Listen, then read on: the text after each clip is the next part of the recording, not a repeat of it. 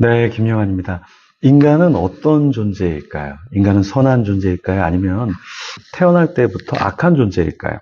맹자는 태어날 때 인간은 선하다 이렇게 보았습니다. 그래서 인간은 천부적으로 네 가지의 마음을 가지고 있다 이런 얘기가 있습니다.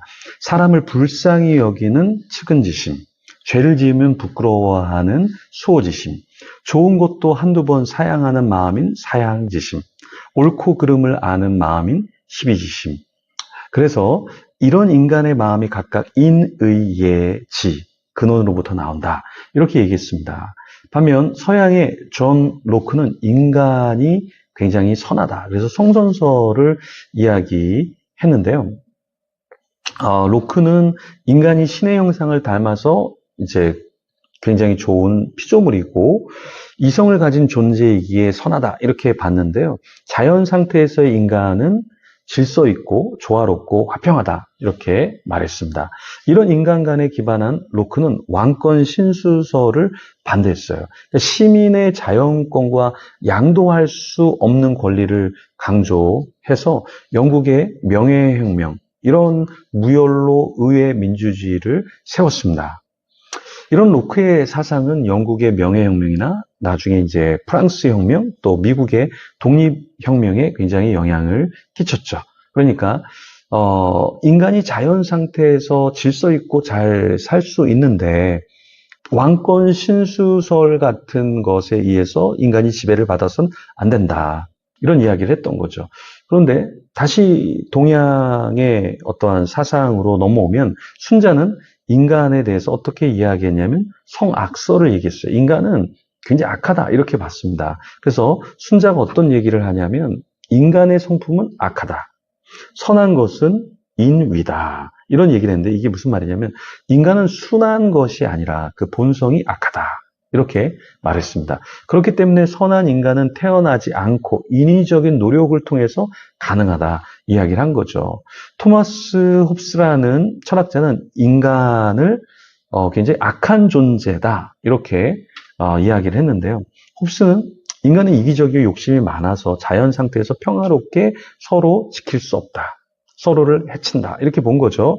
그래서 인간은 끊임없는 공포, 폭력적인 죽음의 위협 가운데 살아간다. 그래서 우리는 고독하고 가난하고 끔찍한 삶을 산다. 이렇게 말했습니다. 그러니까 이 홉스는 이렇게 인간을 본 거죠. 만인을 위한 만인의 투쟁 상태에 있다. 이렇게 본 겁니다. 그래서 홉스는 자연 상태의 인간에게는 어떤 자유보다 안전이 필요하다. 왜냐하면 인간은 욕심이 많고 서로 해칠 수 있기 때문에. 그래서 합의하에 어떠한 조직, 국가, 이러한 사회가 필요하다라고 얘기했어요. 그래서 강력한 국가 권력에 찬성하고 국가가 평화와 보호를 제공해야 한다라는 이야기를 했습니다. 그래서 홉스의 사회계약설이 만들어지게 된 거죠. 이건 인간을 어떻게 보느냐에 따라서 이렇게 정치적으로 이런 방향으로 나가야 된다라고 얘기를 했던 거예요. 그러니까 성선 혹은 성악 이것과 달리 또 하나 이제 고자가 주장한 건데 고자는 성무선악설이라는 걸 얘기합니다. 그러니까 인간의 본성이 선과 불선, 그러니까 성과 불선으로 그렇게 나누어져 있지 않고 마치 물이 동해서 서로 나누어지지 않은 것처럼 그냥 그런 상태에 있다라는 거예요. 그러니까 인간의 본성은 선하지도 악하지도 않다. 근데 다만 식욕, 색욕 이런 거는 가지고 태어난다라고 봤습니다. 그래서 한쪽으로 성악, 성선 이런 게 아니라 성무선악설이라는 것은 이렇게 특정이 나눠지지 않고 동과 서가 이렇게 흐르듯이 뭐 그런 거다 이렇게 이야기를 한 거죠. 그러면 성경은 인간에 대해서 어떻게 말할까요?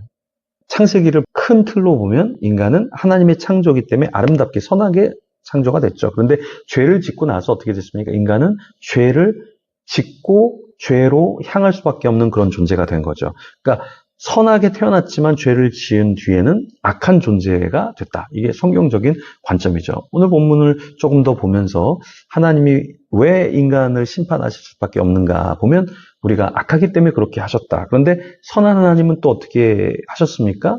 여전히 죄 지은 인간을 품어주시는 그 하나님의 속성을 우리가 볼 수 있죠. 13절, 14절에 보면 601년 첫째 달, 곧 그 달 초하는 날에 땅 위에서 물이 거친지라. 노아가 방주 뚜껑을 제치고 본즉 지면에서 물이 거쳤더니 둘째 달 21의 날에 땅이 말랐더라. 하나님이 이제 말리도록 이렇게 불어주셔서 말리게 됐고 인간을 살려주셔서 노아 가족들이 살게 되었던 거죠. 노아가 방주 뚜껑을 제치고 지면에 이제 물이 거친 것을 봤잖아요. 그러면서 이제 방주에 들어갔던 동물들을 다 꺼냈겠죠.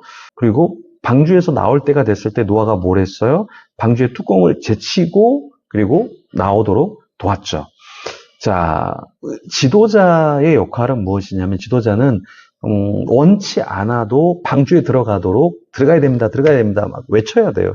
그렇죠? 그 예배 시간에 우리가 어떤 만남 시간에 지도자는 뭘 외쳐야 되냐면 지금 이 상태로 있으면 안 됩니다. 예배 자리에 들어가야 됩니다.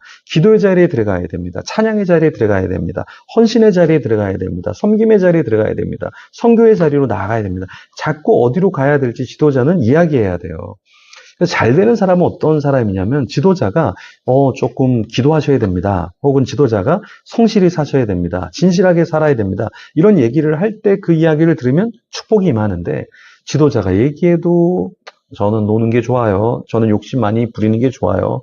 저는 게으른 게 좋아요. 저는 불순종이 좋아요. 이렇게 하면 결국에 하나님의 심판의 대상자가 된다라는 거예요. 여러분 이렇게 비가 많이 올 때 천둥이 많이 칠 때 피레침 있잖아요. 피레침. 그렇죠? 피레침이 뭡니까? 그쪽으로 떨어지도록 하는 건데 내가 하나님의 심판의 피레침 같은 역할을 해서 하나님의 심판이 나에게 오도록 불순종하고 뻗팅기고 이렇게 하면 저주의 대상이 되겠죠. 지도자는 누군가 저주를 받지 않도록 지도를 해야 되고 이끌어야 되고 또 그런 지도를 받는 사람은 그 말에 순종하고 순복해야 하겠죠. 하나님은 먼저 노아에게 말씀하셨어요. 15절에 하나님이 노아에게 말씀하여 이르시되 16절에 너는 내 아내와 내 아들들과 내 며느리들과 함께 방주에서 나오고 하나님이 노아에게 말씀하셨고 노아는 또한 자신의 가족들에게 이야기를 했던 거죠. 그래서 우리도 우리 가족에게 저도 하암 주에게 늘 밤에 기도해주는 타이밍이 오면 예수님 닮아가라고 기도를 꼭 합니다. 그 내용을 꼭 기도를 해요. 왜냐하면 공부를 잘하는 것도 좋고 운동을 잘하는 것도 좋지만 예수님을 닮아간다면 얼마나 큰 축복이 임할까요? 마찬가지입니다. 우리도 우리의 가족과 우리 배우자와 우리 사람들에게 뭔가 외치는 자가 돼야 되고 이끌어주는 자가 돼야 되는데 뭐 죄를 지어도 교회 나오지 않아도 그냥 넌 괜찮아, 넌 괜찮아 그러면 이건 축복이 아니다라는 거예요. 하나님은 노아에게 말씀하셨고 노아는 누구에게 말했다? 가족들에게 말했다라는 거예요. 그래서 우리도 이 역할을 감당해야 된다. 그리고 나서 20절에 보면 노아가 이제 방주에서 나와서 무엇을 합니까? 노아가 여호와께 제단을 쌓고 20절에 모든 정결한 짐승과 모든 정결한 새 중에서 제물을 취하여 번제로 제단에 드렸더니 노아는 너무 감사했어요. 살려주셔서. 그래서 뭘 드렸습니까? 번제로 제단에 하나님께 예배를 드렸다라는 거예요. 여러분, 우리가 하나님께 제물을 드리고 우리의 삶을 드릴 수 있는 건 하나님이 나를 살려주셨다라는 마음이 없으면 못합니다. 예배 못 드려요. 헌물 못 드려요. 헌금 못 드려요. 하나님이 해주셨구나. 번제, 짐승 한 마리를 잡을 정도로 감격에 차서 그걸 올려드렸잖아요. 짐승 한 마리가 얼마겠습니까? 여러분 지금도 몇십만 원 하지 않을까요? 그렇죠? 소 같은 경우는 몇백만 원 하겠죠. 근데 그걸 아끼지 않고 하나님께 올려드렸다는 건 하나님이 나를 살려주셨어. 이 마음이 있기 때문에 그렇다라는 거예요. 그래서 여러분도 하나님이 정말 여러분을 이끌어 주셨다라는 마음이 있으면 하나님 앞에 제단에 예배 드리는 것을 여러분 주저하지 마시고 또 번제물로 어떤 짐승을 드리는 것을 아까워하지 않았듯이 이렇게 헌금을 드릴 때 네가 10,000원짜리 네가 왜 여기서 나와? 50,000원짜리 네가 왜 여기서 나와? 이렇게 하지 마시고 기뻐하고 즐거이 하나님께 드리면 좋을 것 같아요. 그래서 어떤 사람은 나이가 들어도 아직도 초등학생이에요. 아직도 초등학생. 계속 몇백 원, 몇천 원 이렇게밖에 못해요. 근데 자기가 먹을 때는 막 비싼 거 먹고 뭐 이러는데 하나님께 드리는 건 너무 인색해. 초등학교 아이 수준도 안 되는 그런 삶이 아니라 그런 헌신이 아니라 하나님께 드려야 될 때는 과감하게 드리고 나를 위해서 과감하게 쓸 때는 쓰는 것처럼 그런 것도 하나님께 좀 올려드리는 여러분이 되면 참 좋겠습니다. 네. 우리 같이 이 시간에 우리를 기억해 주시고 우리에게 은혜를 주시는 그 하나님, 그리고 그 하나님 앞에 내가 헌신하고 하나님 앞에 온전히 내 삶을 드리는 저와 여러분이 되도록 우리 같이 기도하며 하나님 앞에 나아가겠습니다.